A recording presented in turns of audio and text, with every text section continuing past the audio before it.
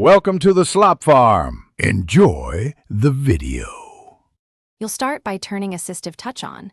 This gives you the floating button that can perform taps for you. Once enabled, go straight to Customize Top-Level menu so you can add a new item that will trigger your confirm action. Make sure the floating button is visible and choose an empty slot or replace an icon.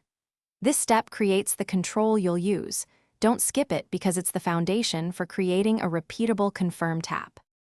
Now you'll make a custom gesture that performs the confirm tap.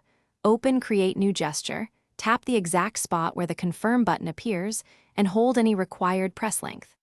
Once recorded, save it with a clear name such as Confirm Tap so you recognize it instantly.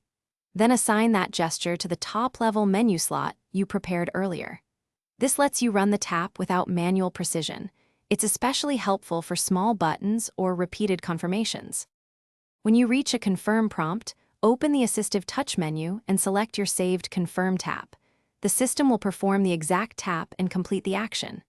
If the app requires a longer press or a double tap, go back and edit the gesture timing or record a multi-touch pattern.